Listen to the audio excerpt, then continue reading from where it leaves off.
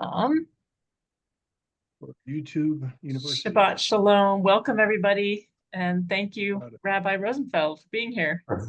No problem. Happy to do it. So my first question is, you know this was a test. How many of you actually read the portion before? So that's a no. Okay, so we got one. I read it. Yay. Yes, Sarah. Okay, so that answered that question. So this week's portion, Parashah, is Devarim, the first part of Deuteronomy. Nope, that's the wrong screen. That's the right screen. I almost shared the Zoom screen. So now I have to come down here because I'm working off of two screens now. Okay. So, how can I explain the Deuteronomy is basically a summary. It's presented as Moses whining about everything that happened in the desert. Mostly, I think, because he's Jewish, and we whine about everything. So, and it's his, like, compared to George Washington's farewell speech. Oh, This is, not even close. And it's interesting to me, forgetting its actual history that, some say it's the scroll that they found when Josiah had the temple refurbished in the 800s BCE, or it's later, or it's early, who knows. But for me, what's important about it is it presents the stuff that happened in Exodus through Numbers in places differently, sometimes factually differently, but always from a different perspective than the Exodus through Numbers text presented. This week's portion starts with chapter 1, verse 1, and goes through chapter 3, verse 22, I think it is. And it's easily divided into three parts. And I want to take a brief look at each of the three parts because I think they have relevance to today, each in their own way. So it starts out, Moses is here, and he starts recounting the beginning of their journey through the desert. And he's talking in the 40th year on the first day of the 11th month. That would be the month before Passover. And he's going to recount some history, right? So they're just across the Jordan. They haven't started to go in. And he starts back at Sinai. Horeb is Sinai. And then God told us to keep going, right? And then God said, go take the land, go wipe it out, right? Here, that's verse, verse 8, right? And then it switches quickly to verse 9, and this is the part that's important for this chapter, right? Moses says, I cannot bear the burden of you by myself. And this happens several times in Exodus and Numbers, where Moses figures out, or in the case of Exodus, the first time in Exodus, his father-in-law Jethro tells him that he cannot take it all on his own shoulders, and he goes out and picks elders from each tribe to handle the minor stuff, and he becomes the appellate court. Or if there was stuff that actually needed to be taken, that was really important and needed to be taken straight to God, Moses was that person. And it's presented in Exodus and in Numbers as Moses being frustrated and a little whiny, right? I mean, to the point where Moses says to God, look, if you're going to keep this burden on me, just kill me now. That's a paraphrase of a direct quote, right? He knows he can't do it himself. And so he keeps dividing and dividing and dividing up the responsibilities, which is a good thing, right? Because no one person. I don't really think there were 600,000 adult males of fighting age in this group. There may have been 600 divisions of people, but whatever the number was, it was large enough that he couldn't do it by himself. We in America have taken that to sometimes to an extreme, right? We have the federal government, we have state government, we have local government, or county governments, local governments, homeowners associations, right? We keep spreading it out, and then the problem with that is that we start being in conflict with those entities. Forget us; those entities start being in conflict with one another.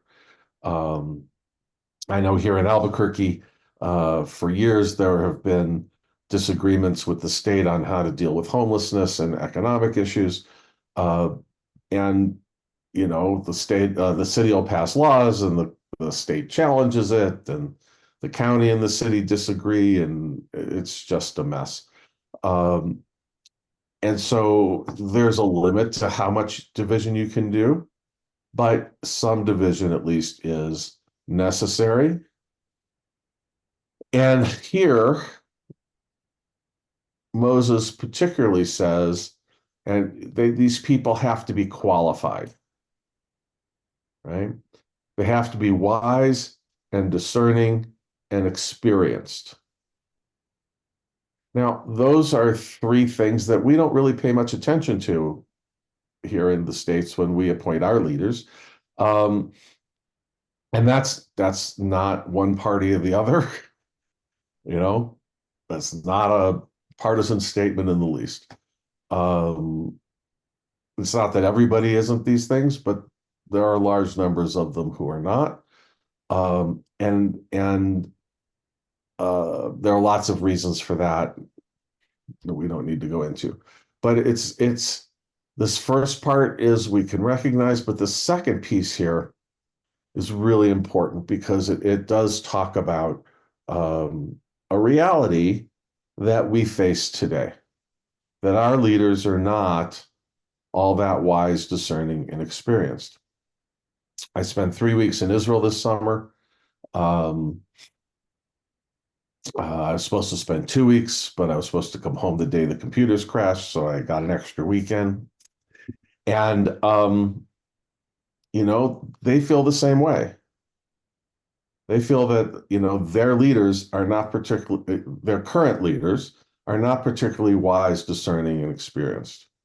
The government has a 17% approval rating. And, that's even worse than ours. And that says something, okay? So we need to be careful. This is about how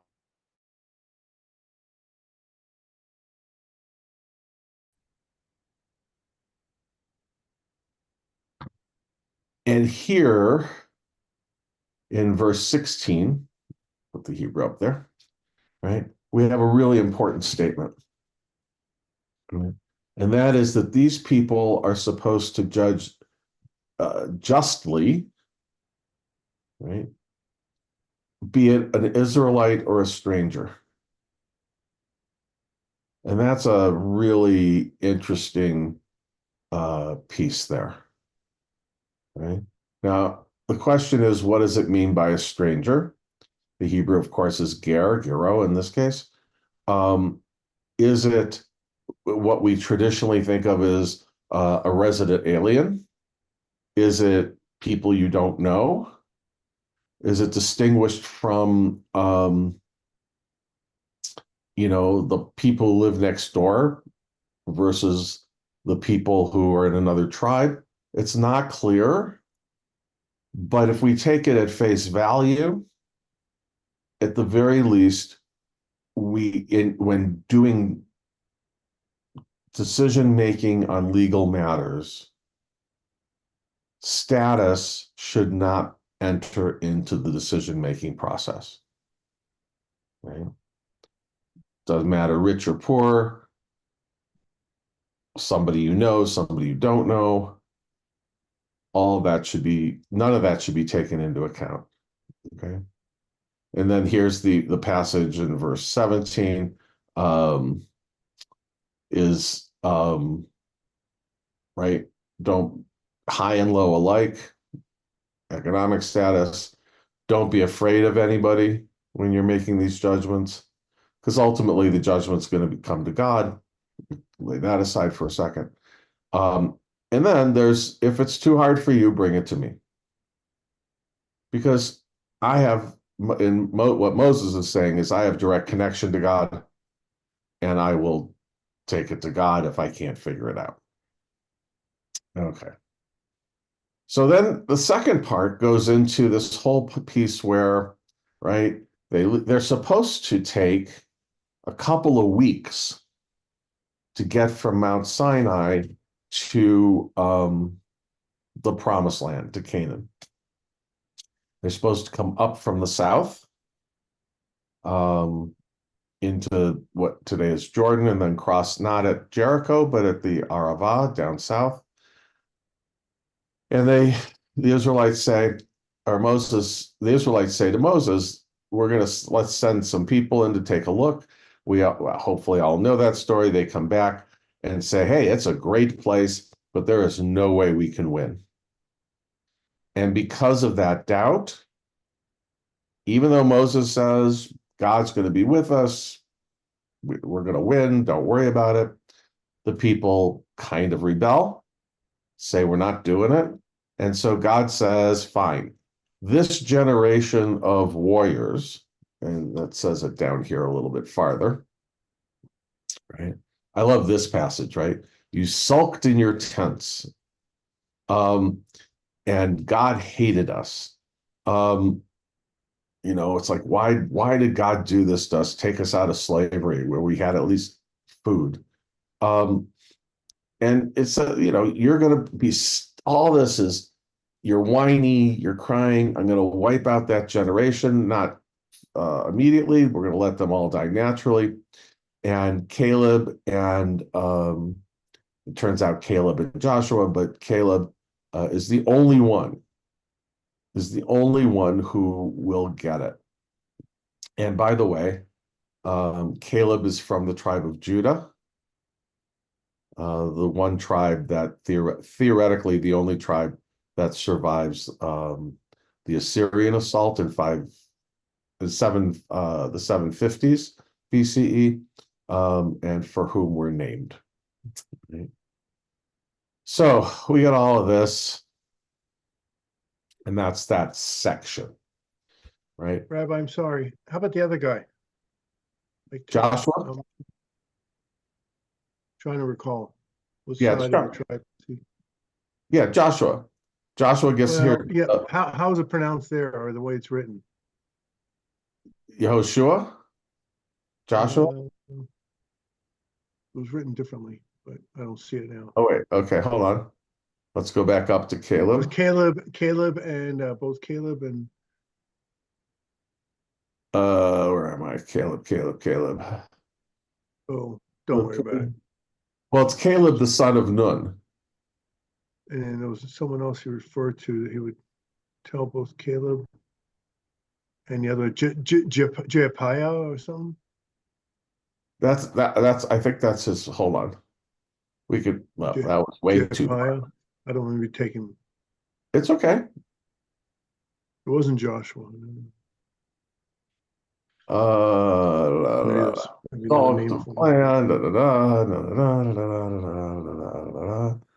None of these. Oh, there. The son of Jephthah. That's his dad. That's his name. Oh, Caleb, son of, I thought it said, and, okay. No, that's okay. And then down here in 38, it says Joshua gets to go in also, because he also came back and said we could do this. So we got all of this, and then we hit chapter 2. Okay. Chapter 2 is we're going to spend 40 years in the desert. We're walking around, and now it's time to go in. And there are conditions. The first condition is you're going to be going through Seir, which is the descendants of Esau. And Seir, anybody know what Seir is in Hebrew? What the English for Seir is? It's hairy, not hairy like me. But, you know, Esau was a hairy guy.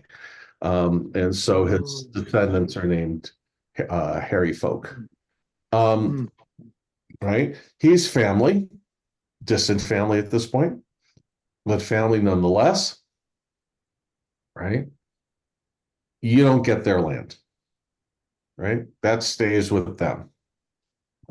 Okay. You can do business with them. Right? You can buy food, you can buy water, but you can't just take stuff. Okay. So there's a limit here, as opposed to others. We don't need to go through all of them. There are others, right? The Moabites. Don't harass the Moabites. Right?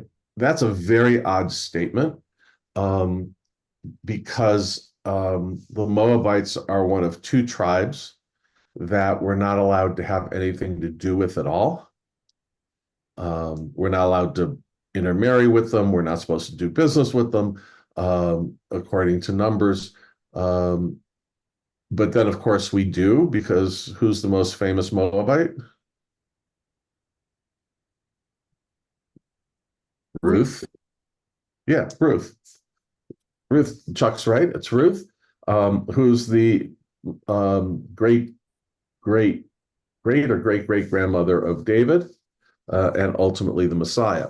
So the Moabites eventually become part of us, which is probably why this is in here. It was probably written well after the house of David was established in the southern kingdom. And so with that ancestry. Okay. But here's a really important statement, and we find others like it. It is verse 10, right?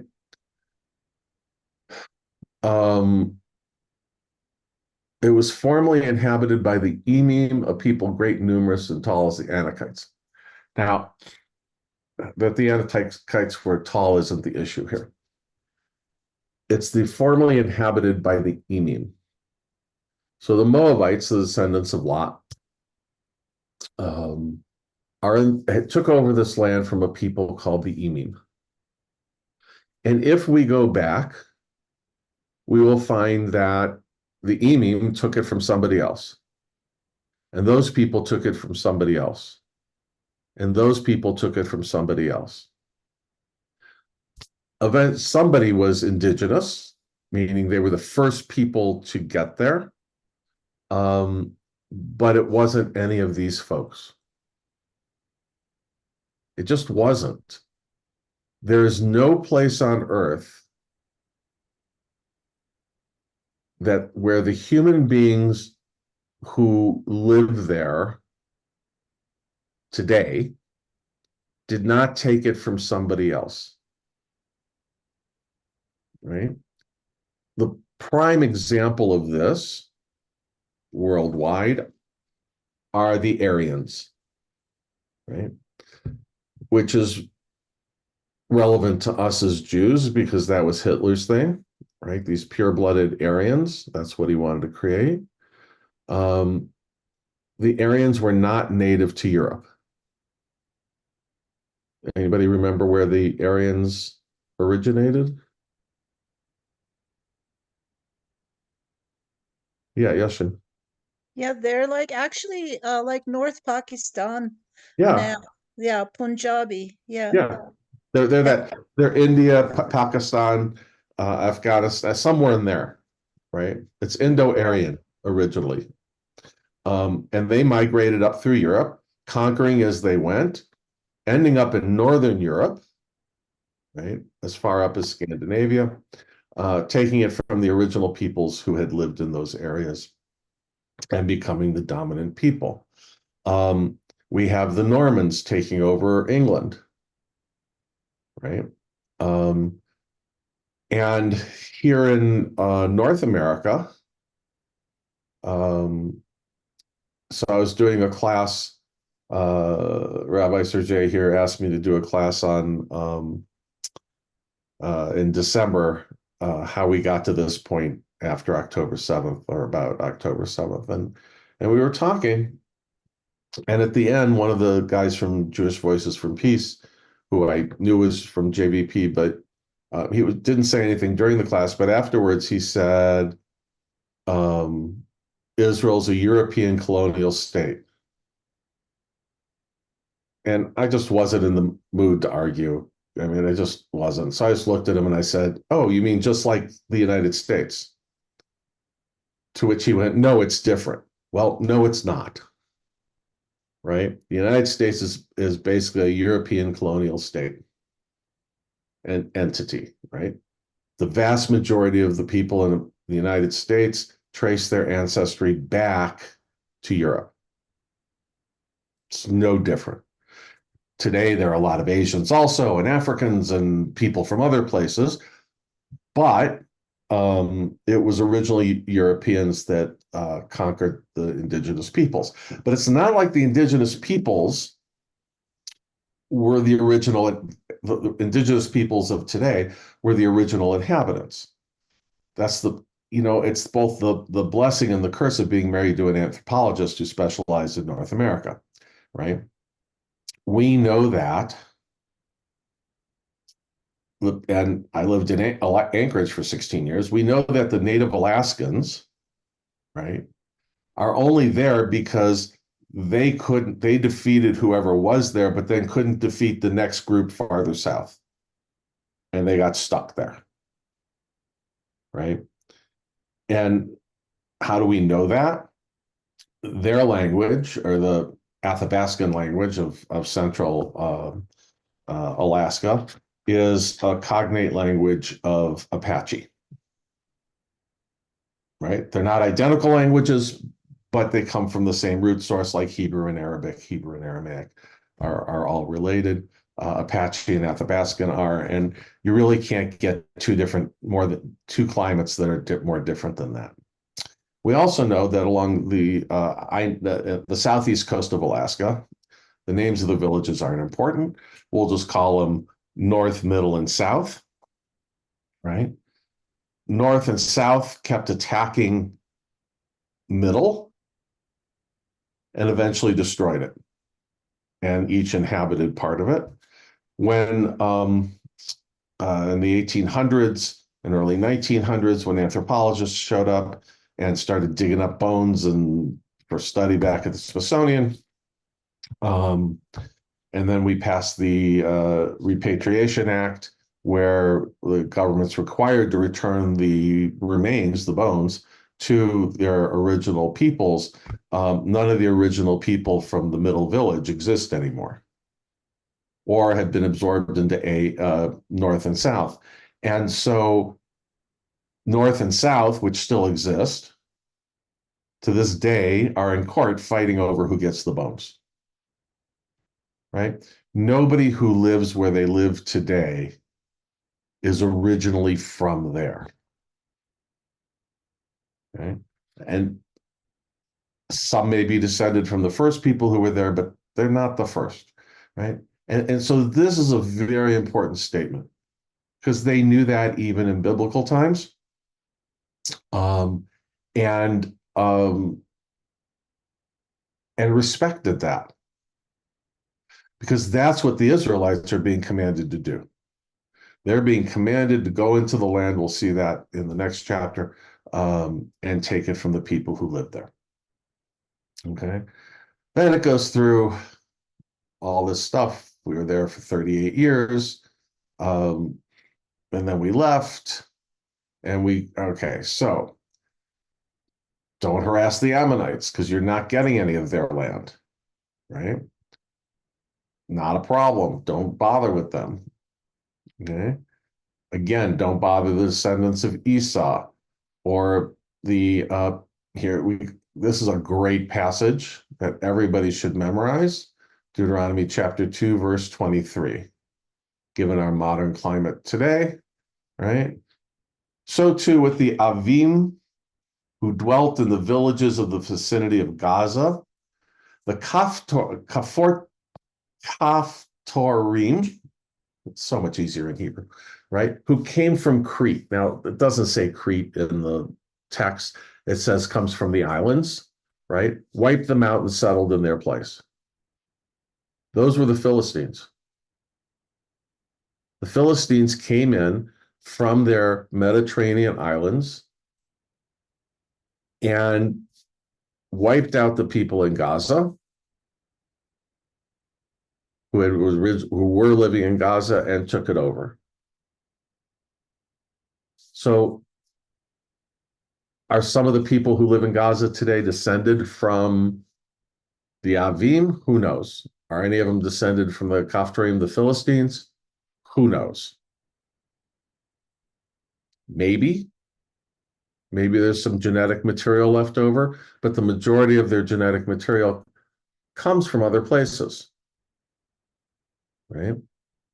I'm not sure exactly where, but the people who live in Gaza today, and historically in our memory, right, the last couple of centuries, are not the original people who lived there.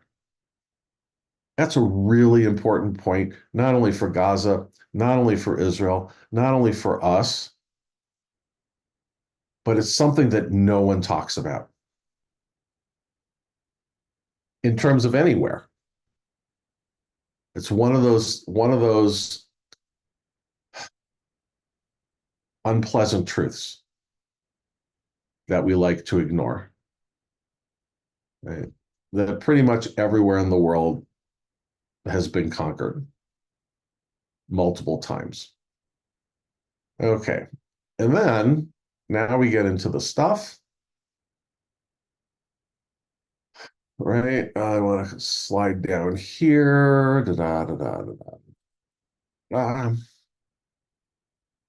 Okay, here we go. We're wandering, we're going up the east side of the Jordan. We wipe people out, but that's not where I want to be. I want to be here. Here we go. So we end up in the Bashan. It's that eastern part of the Jordan River. It's a little farther north than Jericho. For some reason, we went up and then came back down. It's part of that 40-year journey, right?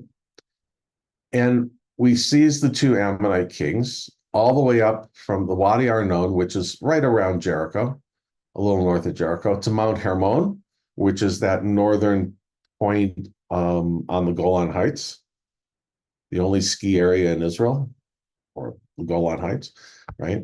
So really, I think it's the only ski area in the entire Middle East. Right? We took it. We doomed every town, men, women, and children. We killed them all. We took all their stuff.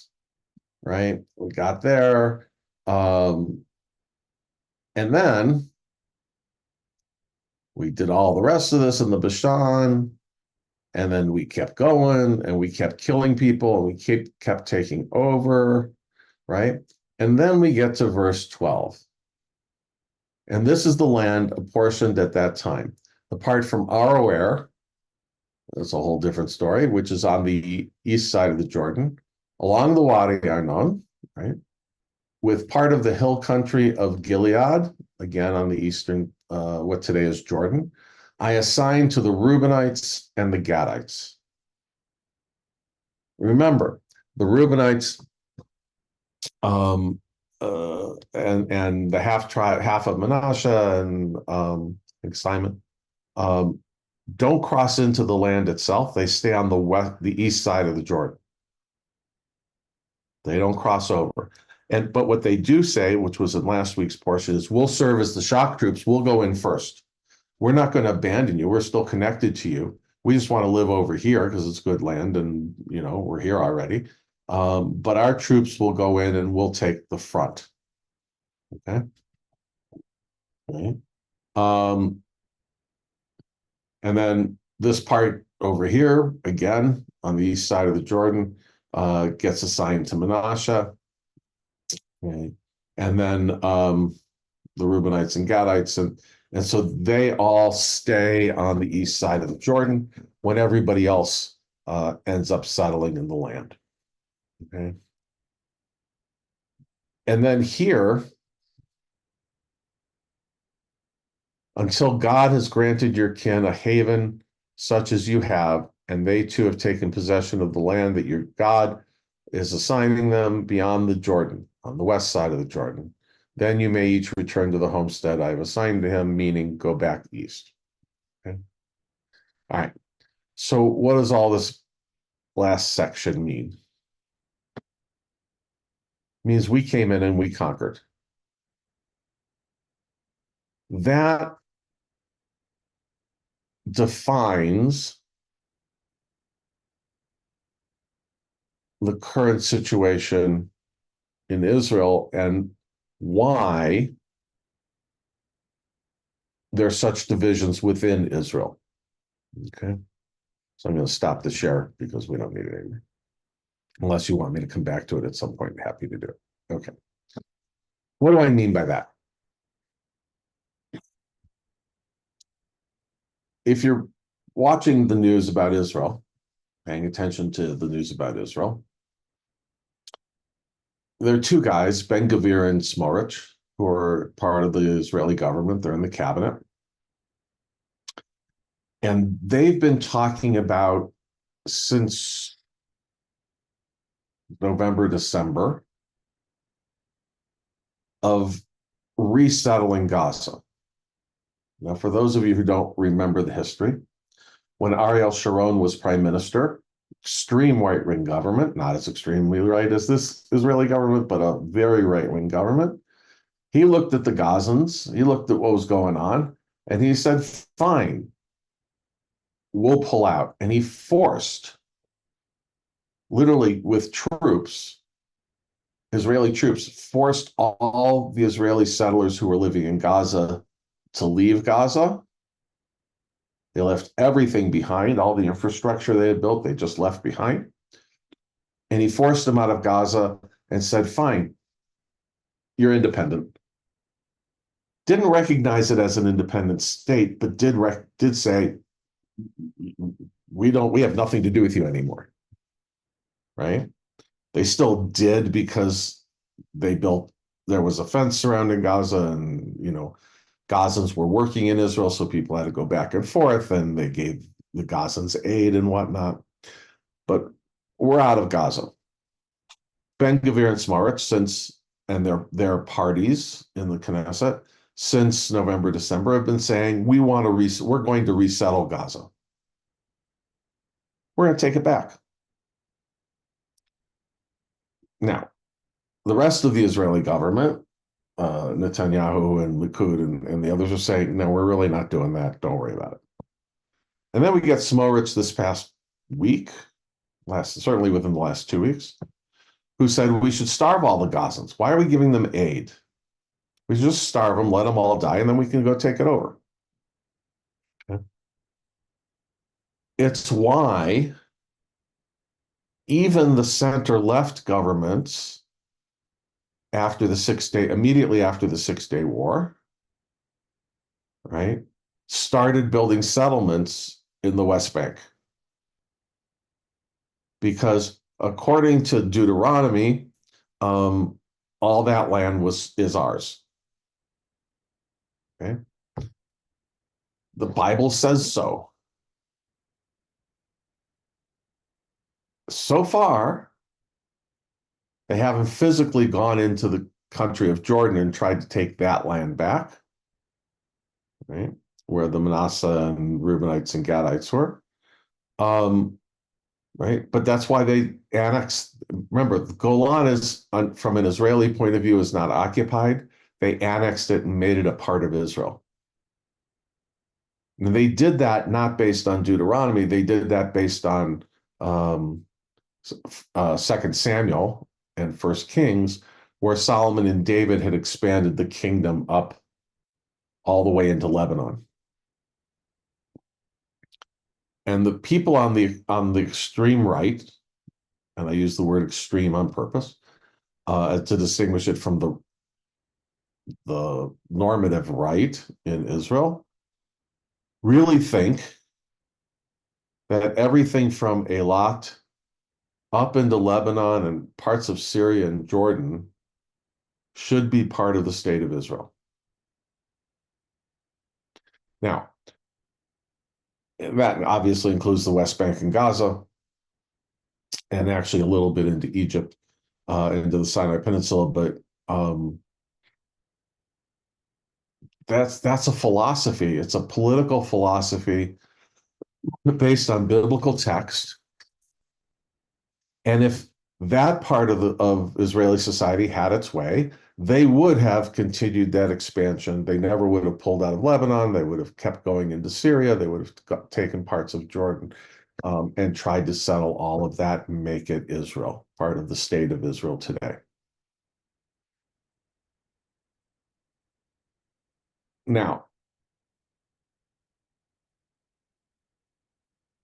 I am far from being anti-Israel, right? I mean, I am.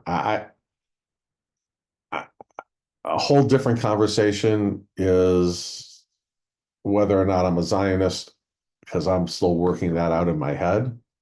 I used to think so, but after my summer this year and the studying I was doing there at the Hartman Institute, I have questions about whether I'm a Zionist. That's certainly a supporter of Israel.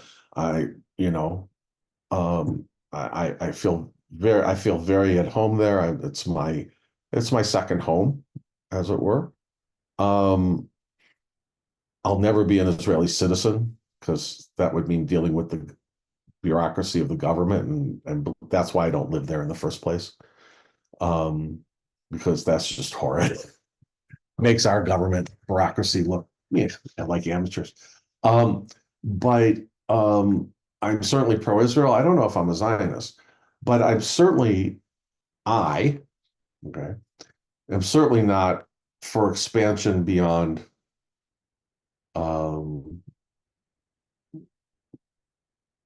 certainly not beyond what Israel currently occupies. And I mean occupy not in the sense of occupy the West Bank. I mean the whole thing, right? I'm personally definitely against building more settlements in the West Bank. I don't know what to do about the settlements that are already there. But this is a historic situation that goes back to biblical times. And why is that important? Well, for religious Jews, that's important, because whether they think about it in terms of the state of Israel or whether they're like Naturei Karta and waiting for the Messiah to come and reestablish all of this, it certainly creates issues and problems on the ground. It's also important because there are tensions within Israeli society about all of this. But most important, it explains why nobody from the Western world, right, Europe, the United States, right, has a clue on how to, and I would say most of the Israelis don't have a clue as to what's really behind so much of the issues that are facing Israel as a country today and their relationship with the Palestinians and Gaza and the other Arab countries because we don't understand it. And what don't we understand? We in the West don't understand that this stuff goes back not just a generation or 2 generations or 3 generations or 10 generations or 100 generations. These issues go all the way back to biblical times for the Jews and all the way back to the 600s in the Muslim world and all the way back to the 1400s CE, right? The 1400s when Europe began to rise. Because from 600 CE, with Muhammad and Islam and the spread of Islam throughout the Middle East and North Africa, right? The Islamic world was, I'm not sure what the right word is. I used to say primary, but that's not what it really means. In the Muslim world, during that time period from 600 to 1400, right? They were the leaders in science, arts, literature. They were light years ahead of Europe because Europe was in the Dark Ages. While Europe was hiding and destroying all of the Greek philosophy and math and science, they were either hiding it in monasteries or just destroying it, right? The Arab world, the Muslim world, I should say, was elevating it and using it and taking it to the next steps. And then around the 1400s, when Europe begins to come out of the Middle Ages, the Dark Ages, and begins the Renaissance, and begins to spread, right? That was when the Muslim world was entering its Dark Ages, right? And Europe became supreme.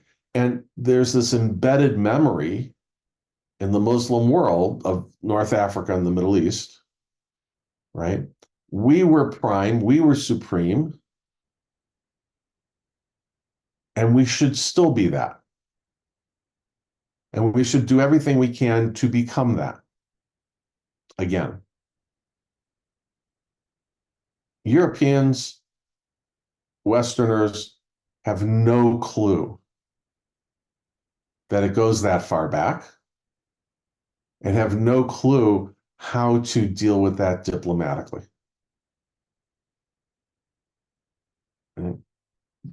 And for Jews, it goes back to this text and 2 Kings and a lot of other biblical texts as well, where we should have this land and well beyond what the state of Israel is. Right? We should be supreme.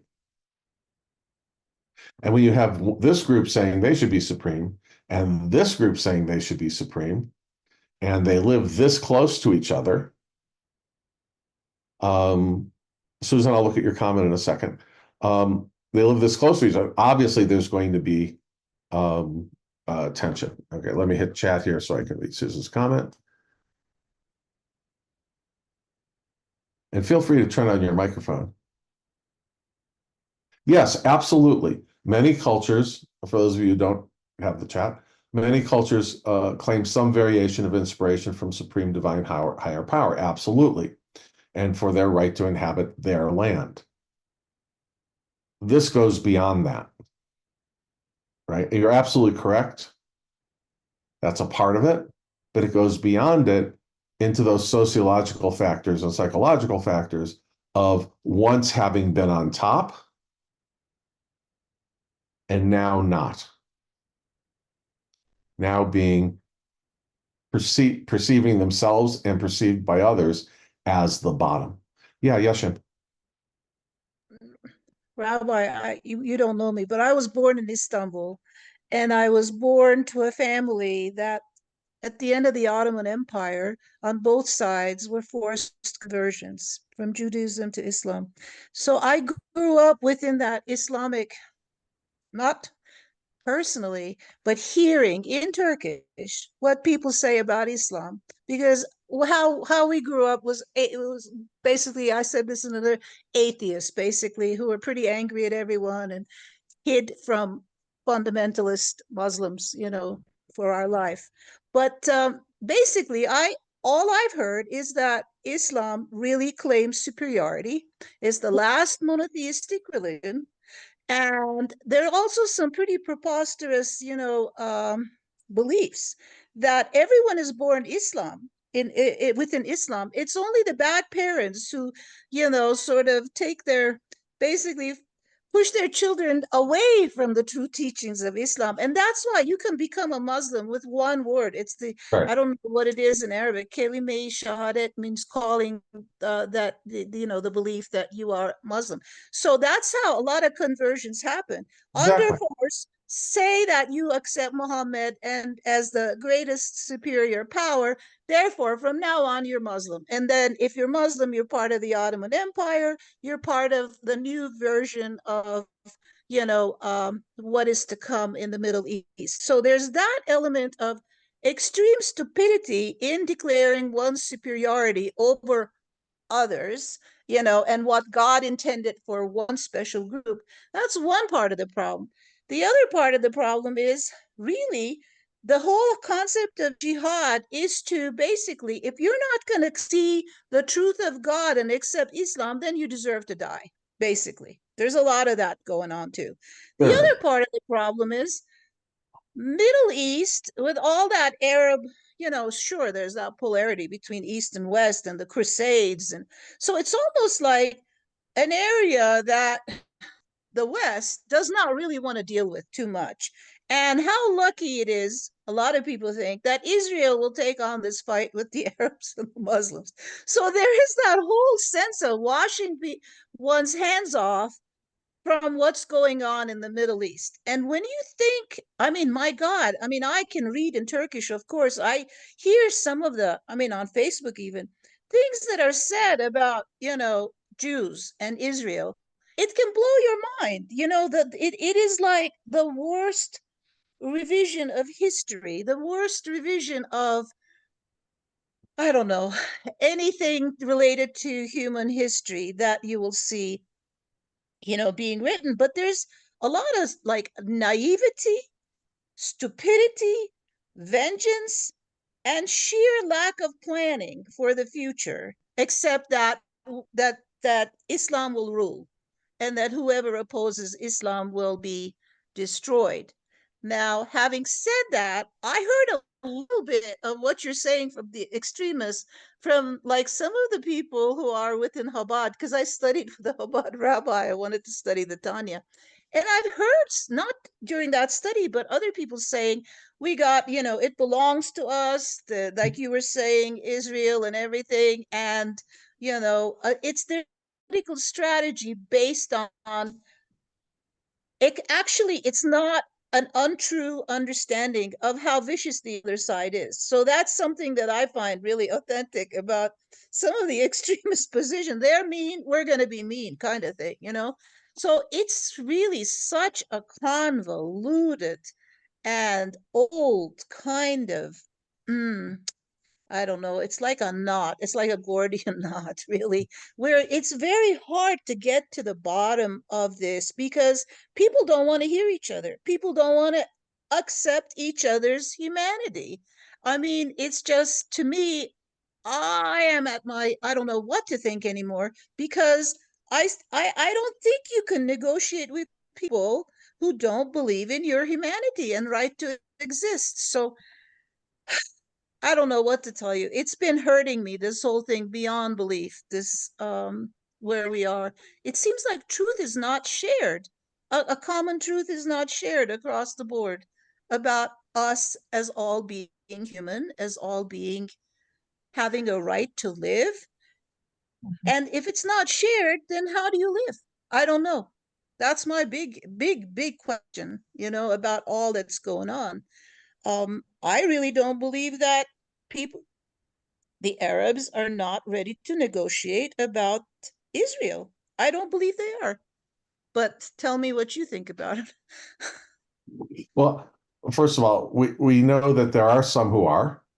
Okay. Yeah. I mean, look, Israel before October 7th was literally on the verge of normalizing relationships with Saudi Arabia, of all places, right? They still have relations with the UAE, Bahrain, the Emirates, those, not Qatar, but most of those Gulf states. But there's another piece of it, okay, and that's it's the underlying, it's part of the underlying piece of all this stuff, but it's also its own entity, which is the concept of blood feud,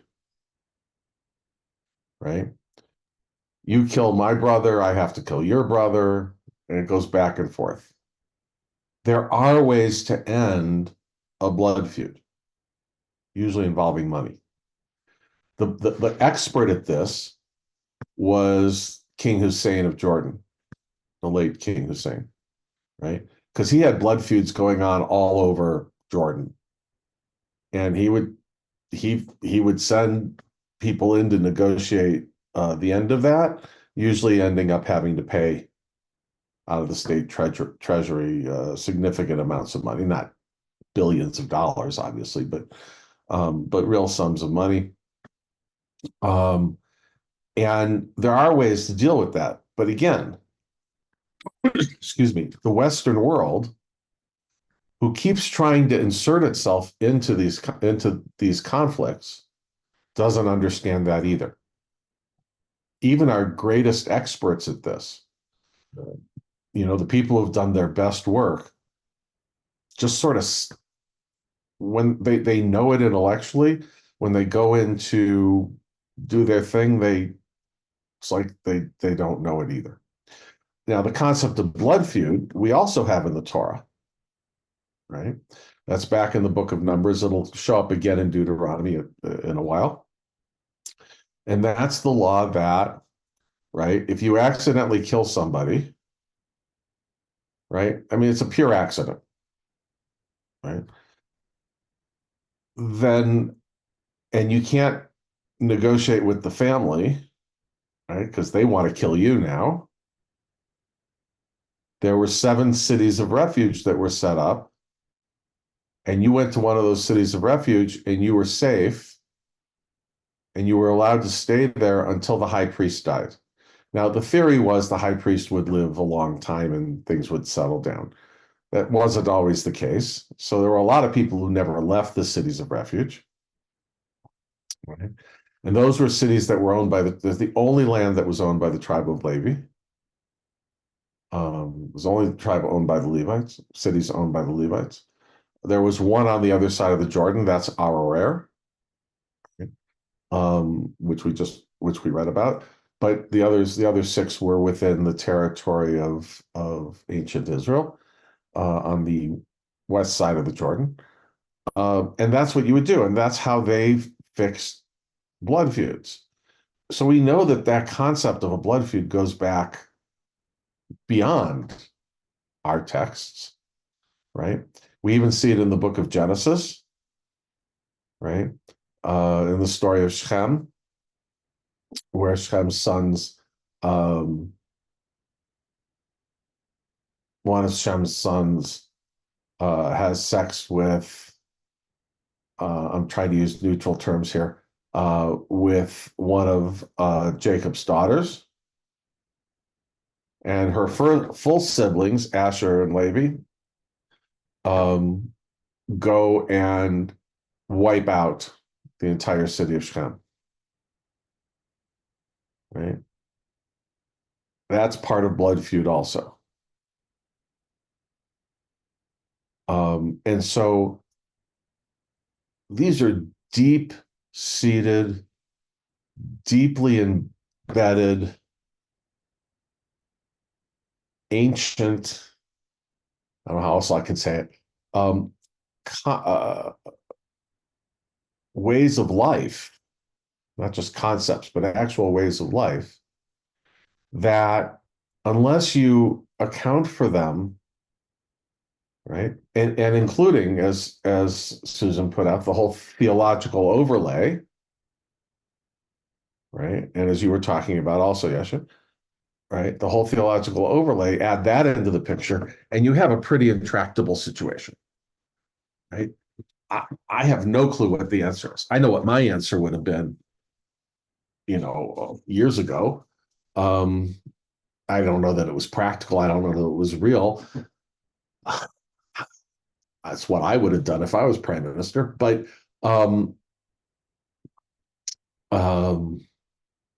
I seem to be a minority opinion of that, even among my friends who I share it with. But yeah, I mean, but my point isn't so much of how do we fix it today, but that we need to understand how far back this goes. And that the thing that, and here I'm going to exaggerate and say everybody or nobody understands or remembers or wants to accept is that no one is native to the land that they live on. Yeah, Sherry. I just want to, I guess, reiterate like what Yashim said about, the crux of the problem being people deny each other's humanity. Mm-hmm.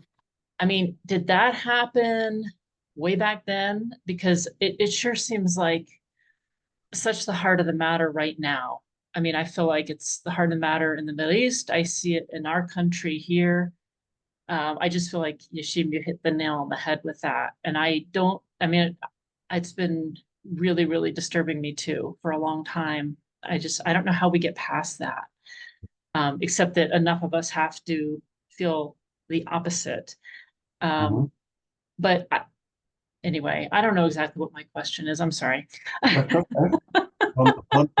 reframe it a little bit, okay? Because I don't think it's denying the other's humanity. Susan,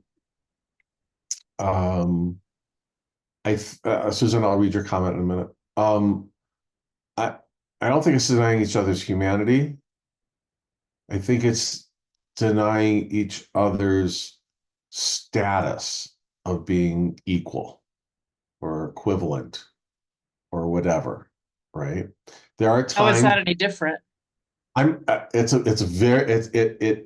an important difference to me, as I see it, in that, and not that there haven't been times when it's about humanity, right? The Nazis didn't think of Jews as human, right? The original slave owners didn't think of Africans as humans, right? It happens periodically, but it's always there that we have this hierarchy, and we see it, okay? And again, not from a partisan point of view, although I'm very partisan, right? We look at walls and what's being talked about in terms of walls, right? And what was talked about in terms of Biden for most of his career, not just his presidency, probably not at all during his presidency, was that they come from lower middle class backgrounds as an appeal, and they're making that appeal with walls to attract people who are still from that, right? He owns a house, I think, right? His net worth is nothing compared to anybody else in the federal government. And so he's being put out there as the every person. As an attempt to try and say we're all equal and the same, right? And there are those, even on the Democratic side, who still believe in hierarchies. This group is better than that group. This group, right? So today it's more about hierarchies. In the Muslim world, it's always been about hierarchies. I never denied the humanity or the humanness of Christians and Jews, or even pagans, right? Polytheists, to use a less loaded term. Jews and Christians were second-class citizens, no question, but that's a hierarchy. They're not human. Polytheists or non-monotheists were either forced to convert or die in that initial wave out of Arabia in the 600s, 700s. But not because they weren't human, but because they weren't monotheists, which is different. And so I see it more in terms of hierarchies, right? This group is better than that group, is better than that group, is better than that group. We see it in the Jewish world, right?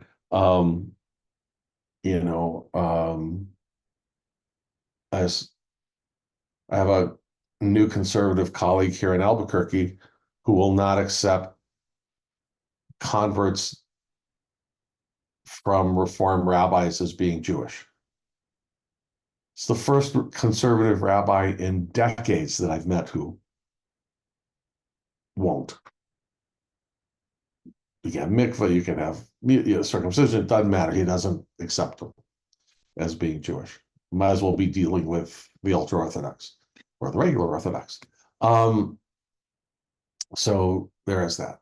All right, so Susan says, so that's how I see it. Instead of conceiving of God as a landlord or protector for bloody conquest, maybe we can focus on the portion of the text that gives the right to enter the promised land to the next generation of children who have not yet learned right from wrong. Maybe that's a key to giving us a new chapter, a new era in ethics, with more space to recognize that the passages of bloodshed belong to previous eras when survival was much tougher than it was. Sorry, my cursor was in the way. Than it was after people settled in cities when relations and conflicts with their neighbors had to be settled differently. Our current task is to be wise, discerning, experienced, yes, and figure out how to live together, not to conquer them or kick them out. That's fine that your microphone isn't working. Don't worry about it. Using the chat is great. Yes. My right. We have to stop thinking about conquest. Unfortunately, the reality is there are people who won't let that go. One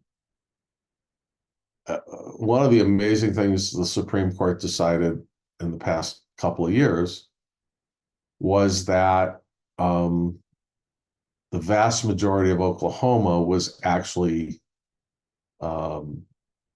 owned by the Native Americans, the tribes that lived there, not that were moved there, but that actually lived there before statehood, and now there's fights over where those exact boundaries are and what that means, and the parts of.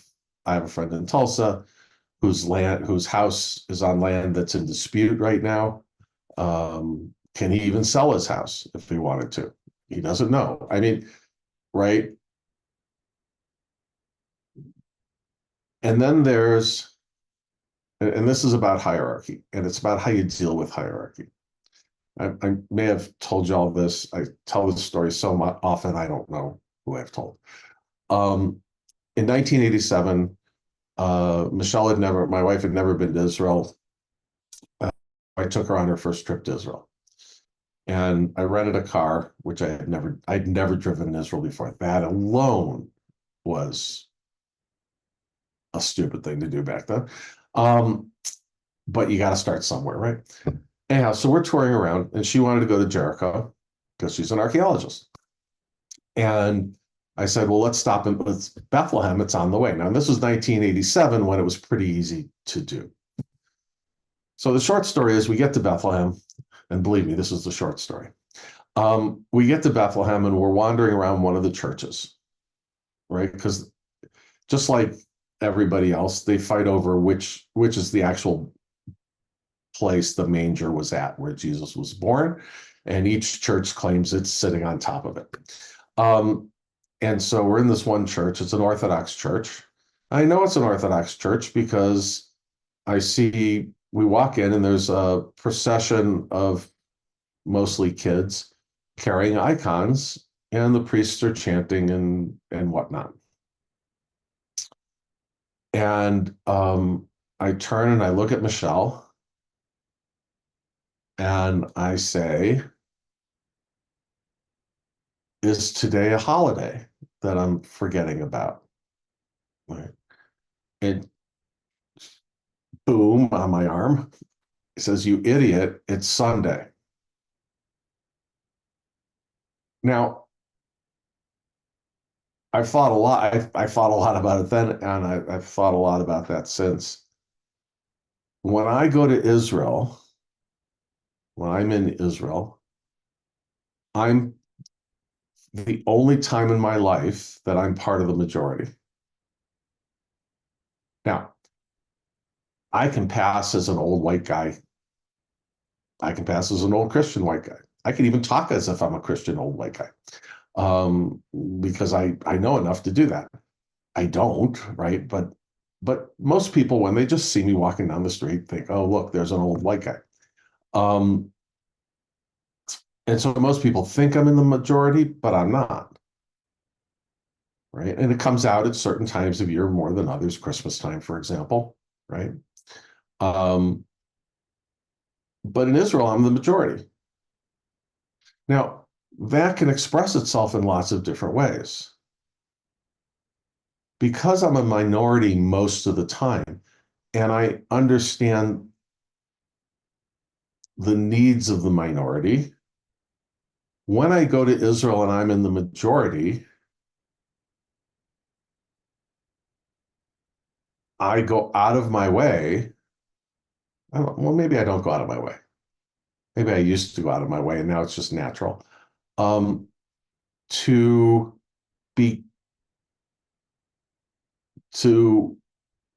my interactions with the minority, right? And there are more different kinds of minorities now than there used to be, to treat them as I would treat anybody in the majority, right? Because I know what it's like to be in the minority. The vast majority of people in this world don't know what that's like. Or they're minorities and they don't know what it's like to be part of the majority. That's not as much of a problem as the other way around. And so, for example, the hotel staff, I think on the hotel staff where I was staying, and probably most hotel staffs in Israel, there was one Jew. Everybody else was Palestinian, either Muslim or Christian, I don't know, but they were certainly Palestinians. How do I know? Because they mostly spoke to each other in Arabic, right? We'd laugh together, we'd joke together, we didn't sit down and discuss politics because there was no need to, right? But I didn't talk to them any differently than I talked to the Jewish woman who was working the desk. The Israeli woman was working the desk. And that's true wherever I would go. On the flip side of that, okay, and I don't know if this is age or what, part of it's age. I mean, when I was 16 and in Israel, I'd run all over the old city of Jerusalem. I'd go down back alleys, right? I was 16, I was immortal. When I went back for my year of rabbinic school, 4 years later, right, I was older. Okay, didn't go down the back alleys. And then every time I've gone to Jerusalem, there are fewer places I will walk to or walk through daytime or nighttime, right? Some of that is age, some of that is political reality. So this time I only went into the old city once, which is very unusual for me. And I purposely, I made myself go in, so I went in. I stayed in the Armenian quarter and then down to the Jewish quarter, which I really don't like going into the Jewish quarter. Um, um, but I've been asked to say a prayer at the wall for somebody, which I also don't like to do, but they asked. So I really, I felt bad about not wanting to go in the old city. And I certainly didn't go in the Muslim quarter, partially because it wasn't on my route, partially because I don't know what's going on in the Muslim quarter right now. I mean, I just don't know. So, it's different now. But in terms of Torah study, I'm trying to show that it all goes way, way back, on both sides, on every side. And that makes it incredibly difficult to deal with. We're past our 11 o'clock. I don't want to keep people if you don't want to, but Yeshim, you want to add something? Yes, I just want to say it's very true about what you said about, how most people don't think of people who are in the minority and they think of themselves in the majority. I never felt I was in the majority anyway, but let me tell you something I found out from talking to other people who feel like they're in the minority.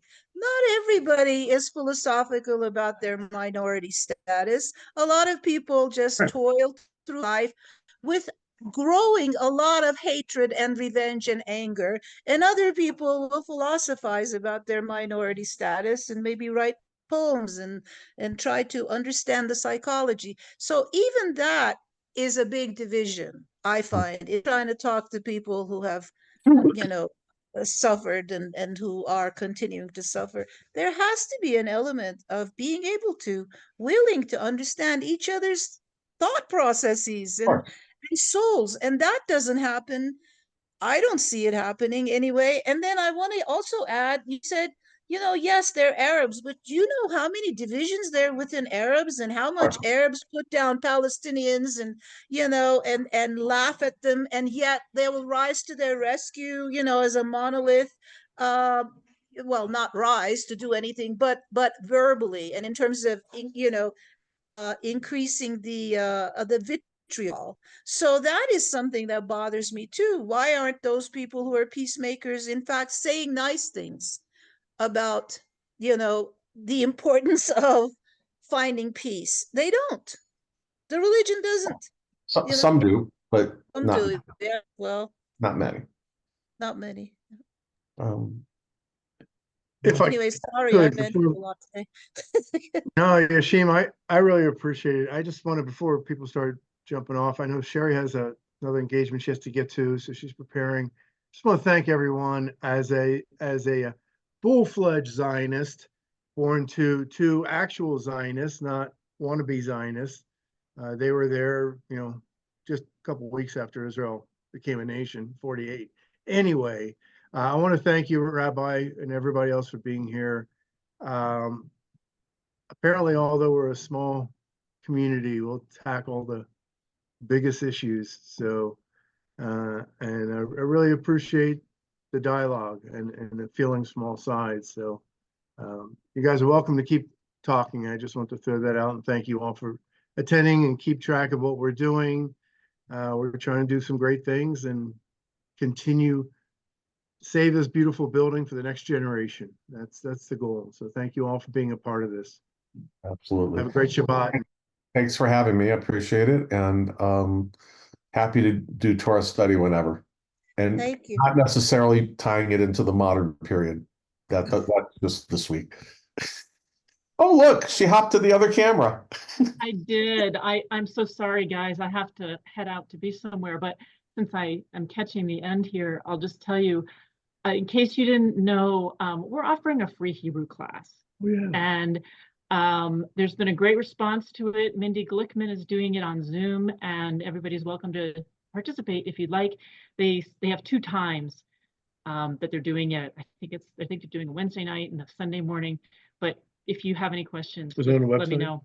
No, not really, but you can email or Okay, text or just call let us me know. if you have any questions. Just Yeah. wanted to throw that out there in case you didn't know about it. Rabbi, that was wonderful. Thank you so much. This I is hope wonderful. to see you all again soon. Thank Really you enjoyed so much, everybody's Rabbi. Shabbat everybody's shalom, conversations. Thanks, Yashim. Shabbat Thanks, shalom. everybody. Thank you. Thanks, Chuck, Bob, everybody, Al, everybody, Mike, Michael, Moishe.